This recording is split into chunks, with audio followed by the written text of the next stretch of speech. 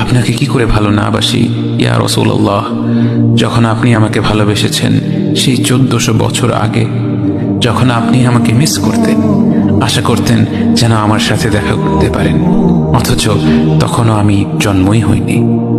সেদিন সাহাবীরা আপনার চোখে পানি দেখে বলল, ইয়া রাসূলুল্লাহ, আপনি কাঁদছেন কেন? আপনি বললেন, আমার ভাইদের খুব দেখতে ইচ্ছে করছে। সাহাবীরা বললেন, আমরা কি আপনার ভাই নই ইয়া রাসূলুল্লাহ? আপনি বললেন, না, তোমরা আমার সাহাবী। আমার ভাই হলো তারা যারা আমার পরে আসবে এবং আমাকে কখনো না দেখেও তারা আমাকে বিশ্বাস করবে।